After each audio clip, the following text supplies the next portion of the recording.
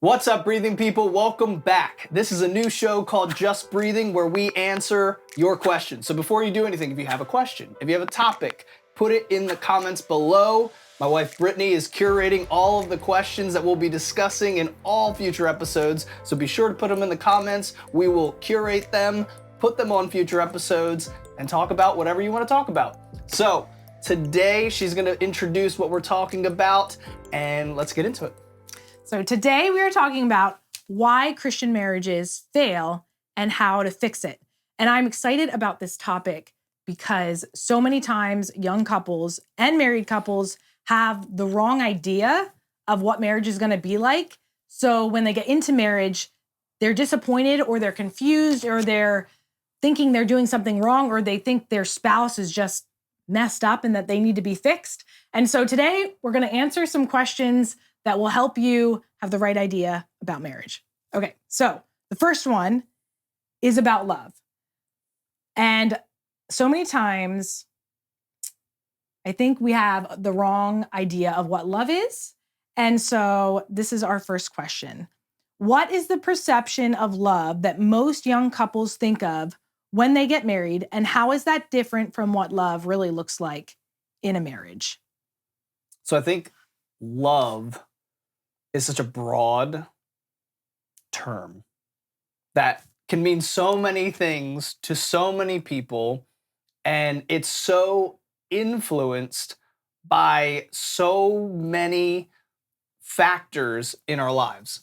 So love is something that's influenced by what we read, it's influenced by what we watch, it's influenced by our upbringing, it's influenced by perceptions that we have just developed over our interactions and relationships with people throughout our lives. Right. So it's influenced by all of these things. So I think we need to start there to know what love in our mind is, so that when we actually go to discover what love actually is, we have both, we can put both definitions up there. Yes. I really think it's important to know exactly what your perception is now so that you can put it up against whatever you're discovering about love. Right. So I just think that's a good place for people to start.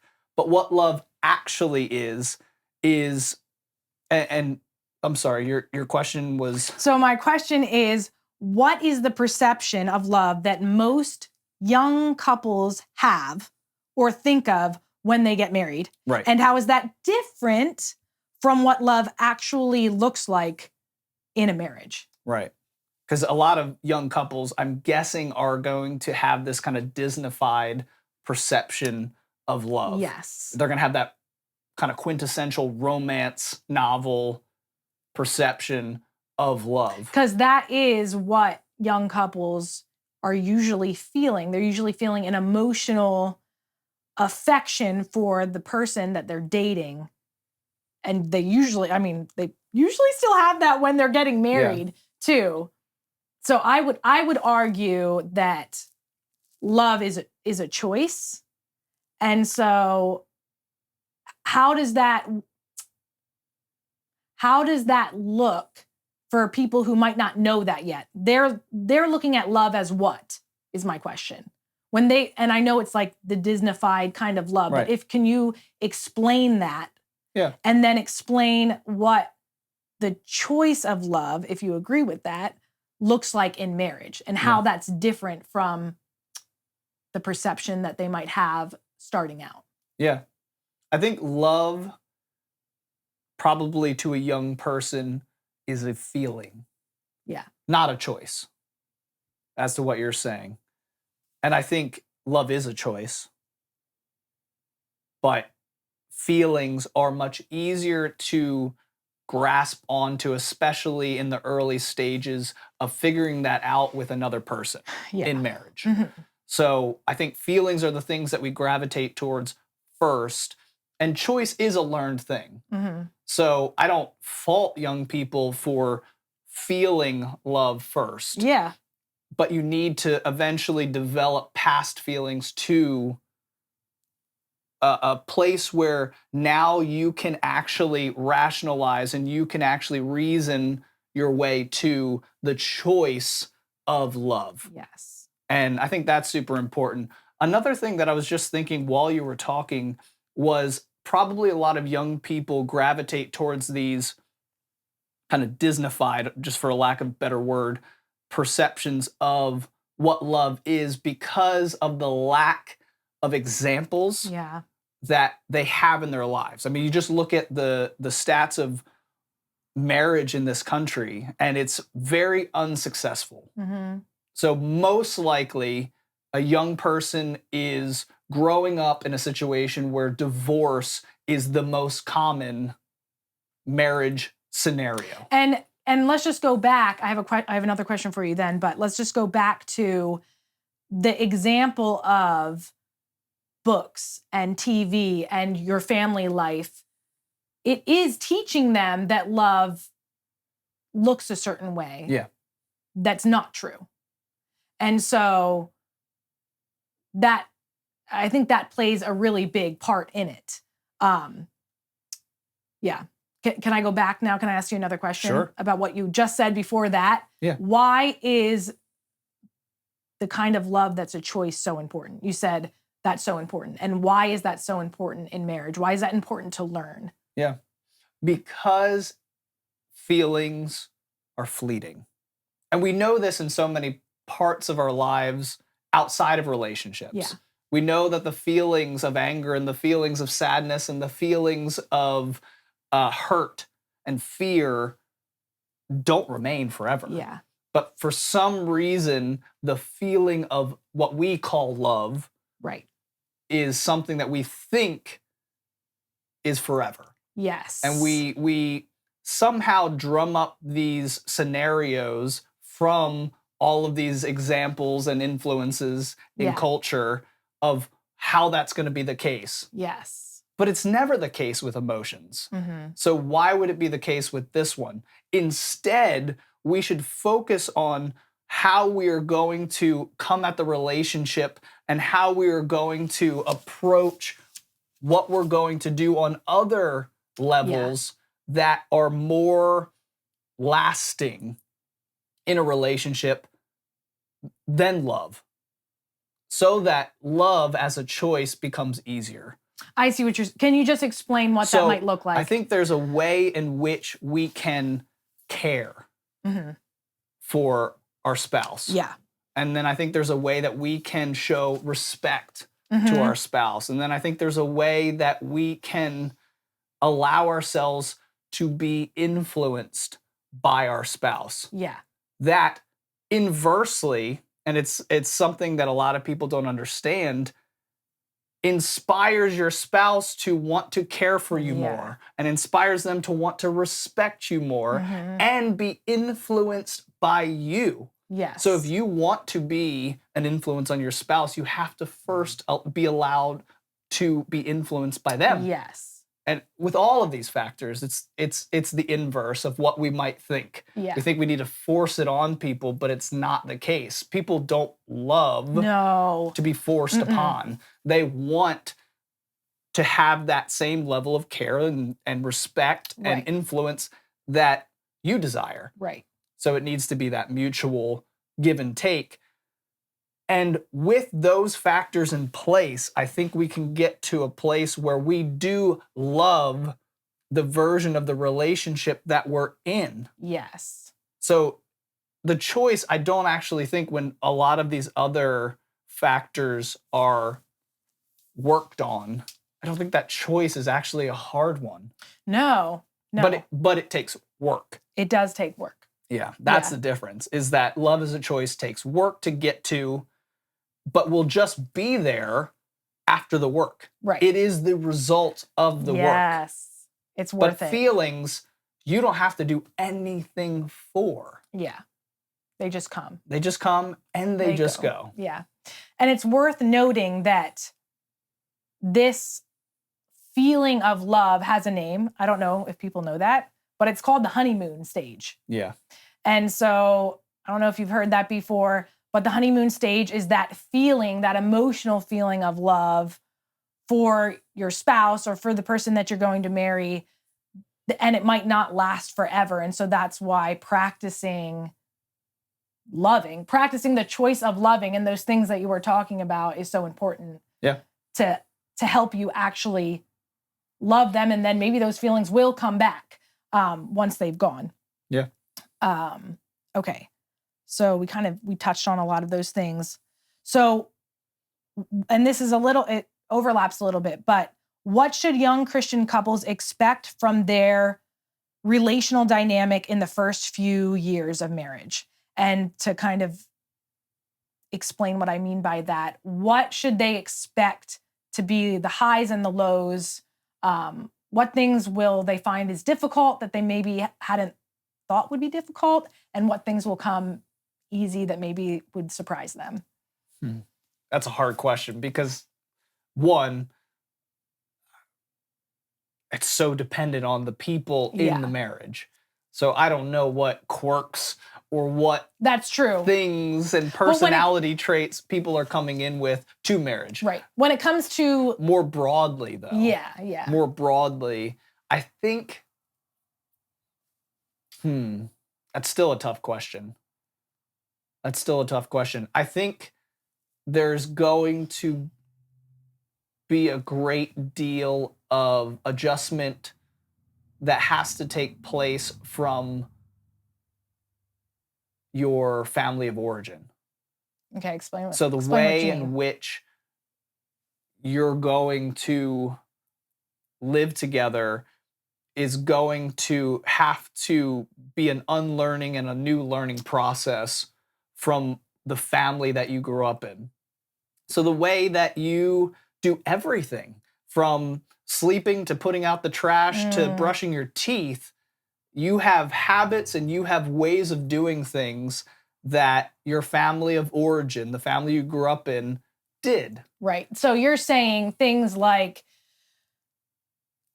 getting together with family, communicating, the way a house is run, the way you deal with work issues, all of those things you think are normal because it's the way that your family of origin did it. And now you're bringing it into a marriage where that other person has their own set of ideas of how things should be done. And so that could be a clashing point. Yeah. Is what you're saying. Yeah. Yeah. Oh, it could be. It will be a clashing point. So get prepared by not being surprised when there's a clash. Yeah. I think that's the thing that a lot of people don't talk about when you're going into a marriage, is that this is going to take place. And it seems so mundane, so people don't talk about it. Right. But like where you put your toothbrush after you brush your teeth could be a point of contention that could, like a cancer, spread and affect your marriage in a significant way. How do you stop it from spreading like cancer? Awareness. Okay. So more people letting other people know that this is going to be something that is going to occur in your marriage. Yes. Be prepared by being aware that it's coming. And then, but I'm sorry, I need to go like a couple steps further. What's next then? Okay, so somebody hears this, they're not married yet, or maybe they are, but then they become aware and they're like, okay, this issue actually has been bothering me for a long time. Now what? Right. So if this issue has been bothering you for a long time, then you need to get away. And by away, I just mean by yourself and figure out why. Okay. Why does it bother you?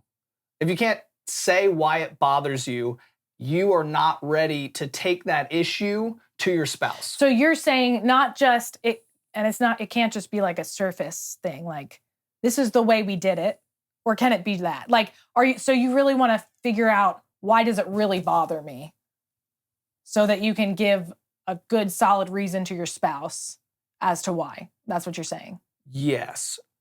Like you can't just say that's annoying. Stop. Is that what you're saying? Yeah.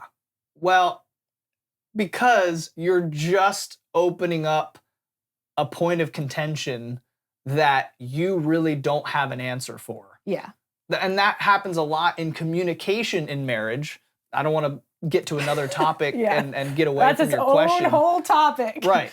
But that happens so much in communication where people come to the topic not knowing actually what they feel about the situation. So really you're just coming again with your feelings, but you have nothing behind them to reinforce why your spouse should care. Right. If you're going to say, I hate when you put your toothbrush on the side of the sink instead of in the toothbrush holder.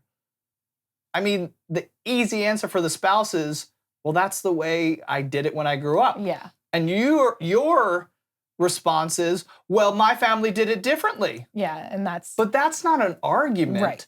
You need to be able to say to your spouse, I really value an uncluttered sink.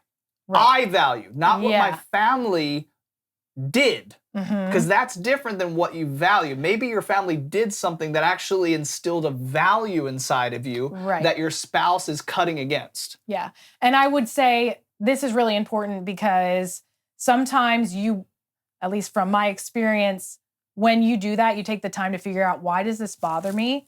Sometimes you find out that it's not something that you actually need to share with your spouse. Right. You just figured it out on your own. Because you're like, oh, this is actually really like an illegitimate reason. And it's my issue. Yeah. Like it's not his issue, it's my issue. Yeah. And then you can just, it's like easier to let go. You're like, okay, that's something that I just need to let go of. And it's not something worth bringing up. Yeah. Yeah, so that's really important. Okay, moving on. So we know that there's no perfect marriage, right? There's no perfect marriage. Okay. So why is the idea that the grass is greener? You hear this all the time. The grass is green, or people think this all the time. Not people say this all the time. The grass is greener on the other side. Why is that a lie? And when it comes to marriage, if you agree, I would think that's a lie. I think that is a lie. I mean, again, there are so many reasons why grass is greener on the other side is a lie. One reason, again, because it's situational. Yeah. It depends on what grass that person's viewing. Yes. I don't know what yard that person's looking over the fence on. Yeah. I don't know. But in general, the same issues that you're having in your current relationship will be had in any relationship. Yeah. I think that's the actual thing that people are missing when they think the grass is greener in another relationship or with another person, is that's another person. Yeah. We're looking probably at the physical factors and being like, well, that person looks happy or that person looks attractive, but we're not realizing that underneath all of those surface things that we're seeing in that other person's life is another person. Yep. And we're going to have to talk to them at some point. Yeah. And we're going to have to interact with them on a daily basis if we are to leave this current marriage and go and pursue another person. Okay, maybe that will be better for you. But to just flat out say the grass is greener on the other side, you don't know that. Yeah. You don't know that because you've never been in that yard. Yes. You're looking over the fence. Yeah. So it's not worth it. No. And that leads me to the next question. How will dealing with your current issues help you? Let me go and read what my question is. Why is it worth it to work through the issues that you have in your current marriage instead of looking for another one? And I think you kind of said it, but can you land on that specific question? Why is it worth it to work through the issues you have in your current marriage instead of looking for another one? Because you have so many things established now in the relationship that you're on that makes you so much further ahead than any new relationship that you would have to start. Yeah. We don't value the time in which we've already spent together as a developmental tool in our relationship. Right. We are so much further ahead because of the knowledge of each other, because of the proximity to each other, that we are so much further ahead than any new relationship that we'd be in. And I would also add that whatever issue that you have now, it's part of it or some of it, if not all of it, is going to come up again in any other relationship that you start. Sure. Probably because half of that issue or more is you. Yes. So if you're part of the problem, and any problem in a relationship is you, I think that's a thing that we get into. You have a lot to explain in marriage. that, because people aren't gonna understand that. What do you mean? Some people will. But no, I think that in every conflict, there's two parties. And for you to say, well, it was this person's fault, or it's this person's issue, or it's this person, and you leave yourself out of that conflict, you're no longer in a conflict. You're just watching a person have issues. Gotcha. A conflict involves two people. Yes. Your engagement, your ownership in the relationship will bring you in to say, part of this problem is me. How are we going to fix it? Yes. You're not there if you don't think you're a part of the conflict. Right. You need to engage What's and say, my part in this? Yes. I mean, marriage is a complete union commitment. Yes. A healthy marriage is a complete union commitment. So if there is conflict that is coming from the other person, it's coming from you because you are united. Yeah. That person needs to get this conflict resolved, or this isn't happening anymore. Yeah. So you have to have that mentality where you come into the conflict and you say, I'm going to take ownership of this, even if it's not your fault. Yes. I know that stinks, but even if it's not your fault, you're in the relationship with them. Yeah. So you need to take ownership of that conflict and say, this is on me. Yeah. Whatever the outcome of this is, good or bad, it's on me. Yeah. And that will help you in actually approaching the conflict. Yeah, it'll help because now you're not blaming. Yes. Now you're owning. And so you're going to come with a mentality and a humility. That puts the other person it takes them off of defense. Yeah. Can you imagine if a couple came into a conflict where both were like, this is my fault. Yeah. This is my fault, and we're going to figure it out. We're going to figure it out because we're in a relationship. Yeah. That's going to be successful. Whoa. Yeah, it's going to be successful, but you have to kill your ego. Yeah. You have to kill your ego if that's going to be the case. And your ego should be killed when you're in a marriage relationship. Yeah. Yeah. The only ego that you should have is the union. Right. And that marriage is the process of killing that, really. The individual ego. Yes. I think there should be a pride in your marriage. Right. I'm talking about your own personal ego. Yeah. Yep. Yeah. The process of just being married is going to slowly kill that. Yeah. If it's a healthy relationship. It definitely will. This is great though, because it leads into the next question, which is, why is the I'll give 50, you give 50 mentality wrong? This is a marriage. Right. You give 50, I give 50, and that's what a marriage should be. That's because we're not the government. No, I hear this all the time, and I think there could be negotiation in marriage, and there should be. Or if there's not negotiation, there's fighting. Yeah. But we're not the government. We don't have to make compromises. We should always be negotiating for the benefit of the whole. Yes. But if you don't have a whole, if you're 50-50, then you're trying to get yours. Yes. So it has to be 100% so that there's a unified goal in every negotiation that you're engaging in. Right. So you really need to make sure that you're not a 50%er. Right. That she's not a 50%er, and you're not looking at either party as such. Which goes with the taking full ownership of an issue, because you're not coming like you didn't do your half. Right. You're coming with, I want the best for all of us. And so I'm owning it so that we as one can fix this. Yeah. I think that's the greatest thing that you could get to in a marriage relationship is she's mine, I'm hers. Yeah. And truly believing that. And that takes work, and that takes a lot of personal work, Yeah. a lot of self-work to get to a place where you actually believe that. Yeah. Because we're not made for that. We're made to think of our own self-interest, which is fine because we need to survive. I think the other person in the relationship would want us to survive as well. Right. But when we enter into a marriage union, there has to be this work that starts to happen where we start to believe that everything of mine, my money, my body, my time, my commitments, my dreams, just so many aspects of what makes us us Yeah. is hers.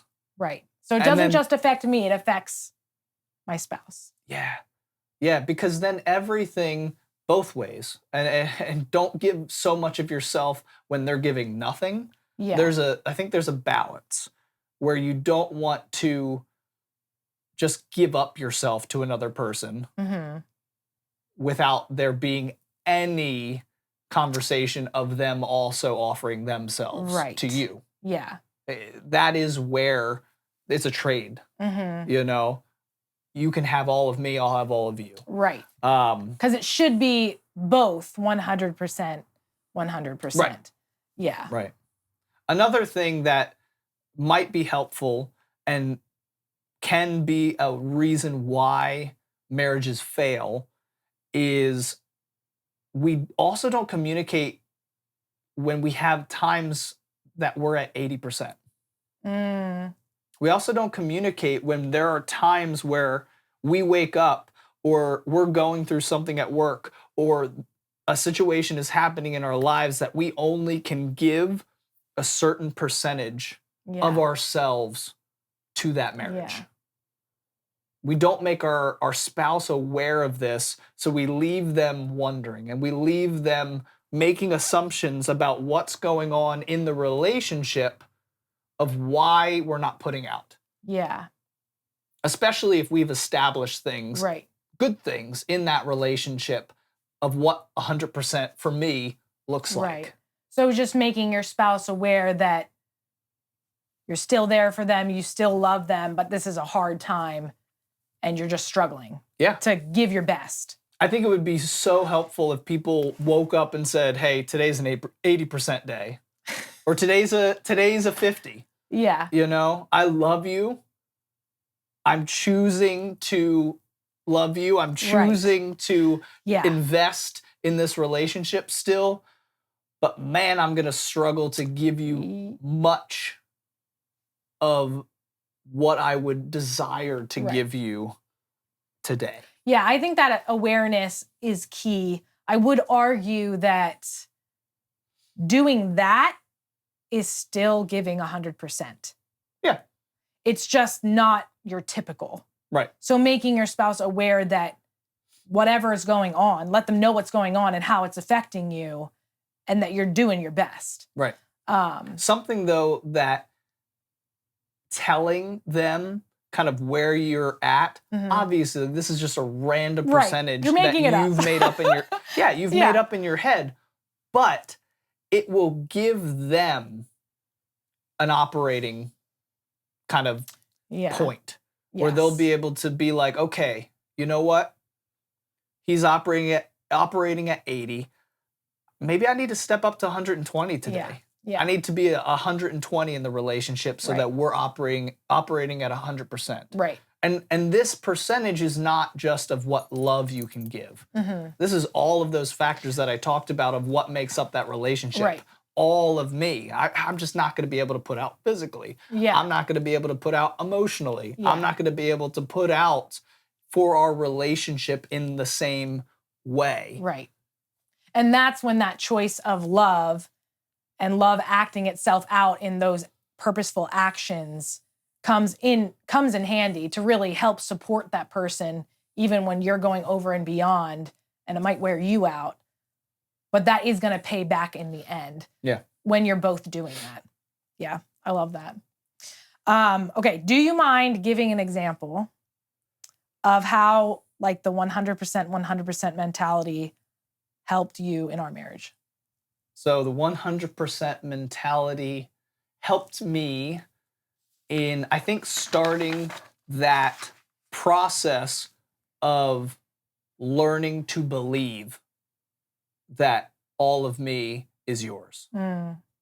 Just like I was saying for why it's important to start that process, that decision that I was going to give you 100%, even though at the beginning of marriage, you're not going to know how to give 100%. Yeah. You don't even know what that looks like for that person, because 100% of you for that person is going to look differently in every relationship, because some people need more of the emotional, they need more of the physical, they need more of whatever it is, engagement on your part to be that 100% for them. Yeah.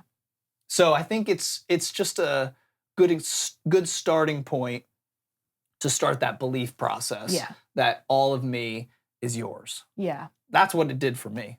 That's cool. Thank you. Thank you for sharing that. Okay, so I want to talk a little bit about control, or ask some questions about control. Okay. So I think a lot of times in marriages, especially when you first get married or even an established marriage, there's a lot of controlling going on that maybe sometimes you're not even aware of. But can you give some practical reasons and or examples on why trying to control your spouse won't help you but hurt you?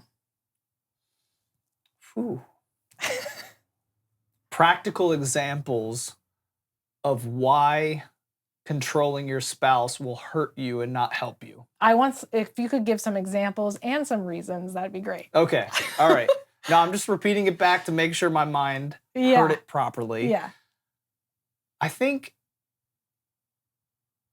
control is such an interesting part of marriage, because we all try to control people in different ways. And sometimes unconsciously, it's learned. Yeah. You've learned to manipulate to get your way, and you don't even know that you're doing it on your spouse. No. So why don't we start here? How do you identify that you are trying to control your spouse?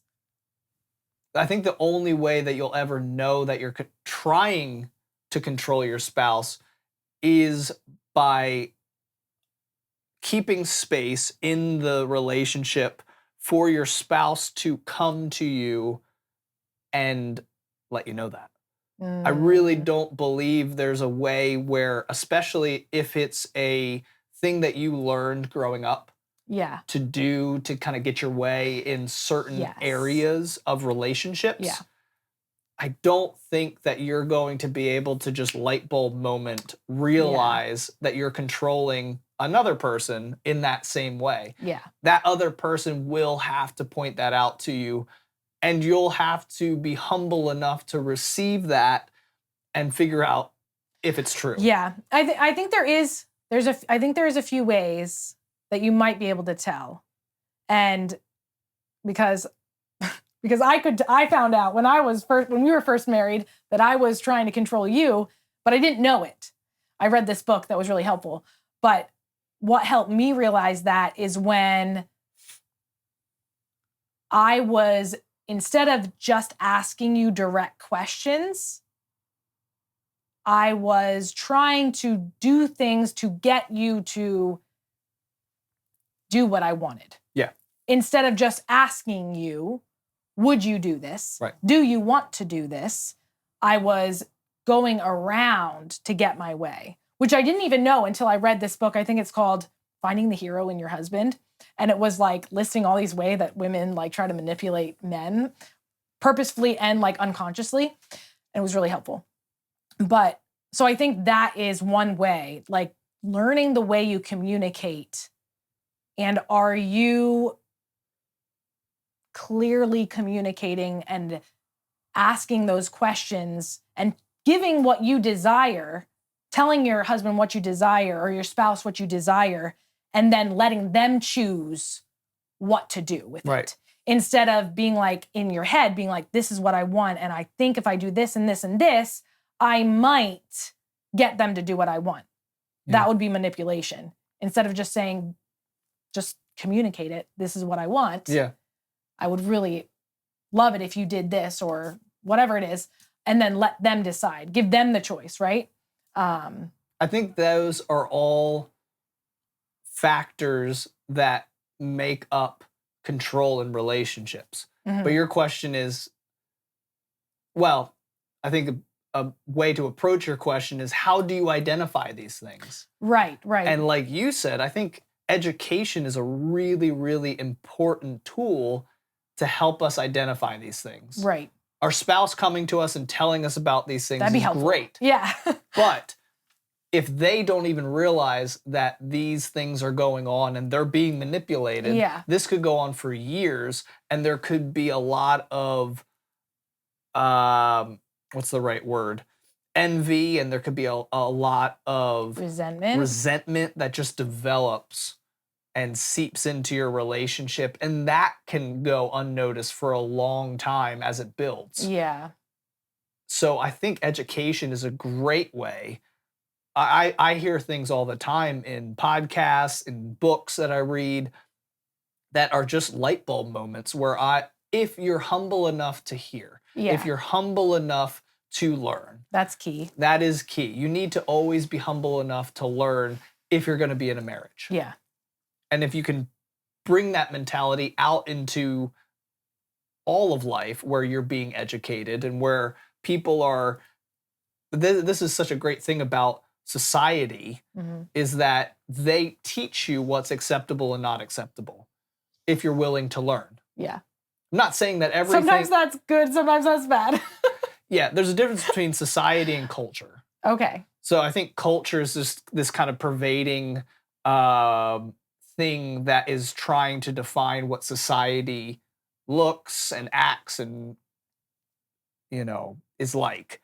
That isn't actually representative of society in the actual day-to-day relationships that you have with people.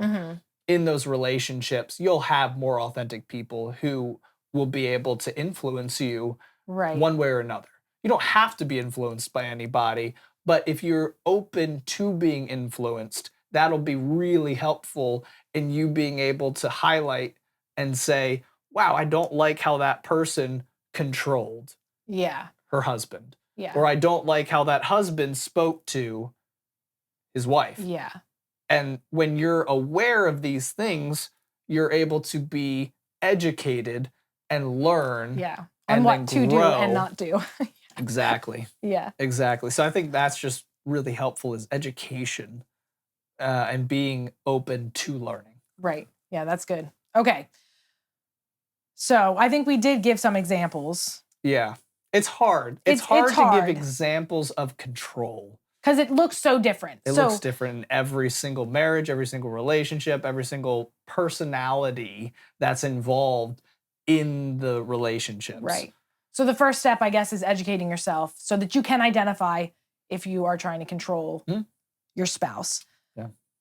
But to go back to the reasons, can you give some reasons on why trying to control your spouse isn't going to help you, but it's going to hurt you? Yeah. Well, it goes back to, is your spouse you? And are you your spouse? Right. If that transfer and that is transfusion the right term? I don't know. I'm thinking of just the way that you're basically sharing each other's life. Yeah. That's what happens in a transfusion, right? You're sharing blood with the other person. This is very... Yeah, I mean, blood, I don't do good with blood, so I'm not envisioning people that. Have just passed out.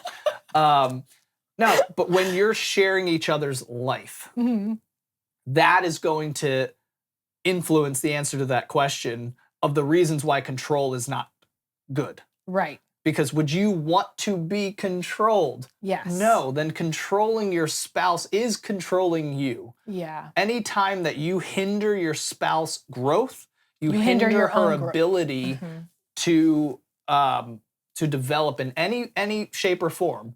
You speak to her in a way that is diminishing, and you hinder her emotional growth. Yeah. You know, I'm trying to think of other ways. You use manipulation and fear. Mentally, you're going to be hindering her development. So there are so many ways in which control is affecting you because you are your spouse.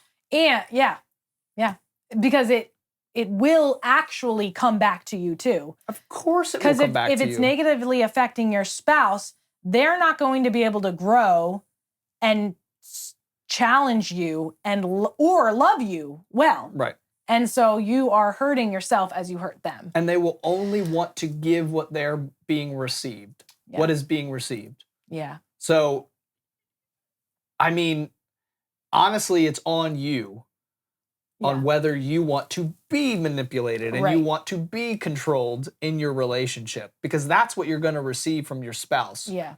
Because what other option does she have if she's being controlled? Right. And I'm using the male example just because I'm the one speaking right now. Yeah. But it goes both ways. Yep. Like you're saying, there was ways in which you would ask me questions that was more of a manipulation to get what you wanted. Right. But that was affecting me.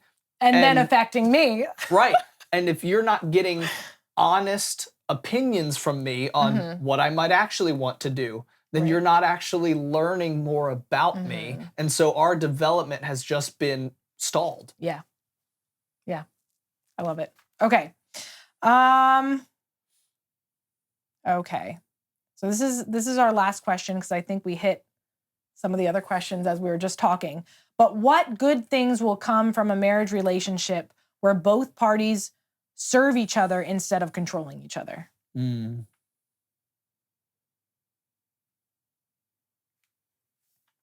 I think there's just a beauty to service that can exist in a relationship without service. Like, beauty is produced by a laying yourself down for that other person. As simple as getting their plate out at dinner time. Yeah. As simple as putting away their shoes that they left out. Yeah. As simple as, fill in the blank with all the things, the little ways in which you could serve your spouse.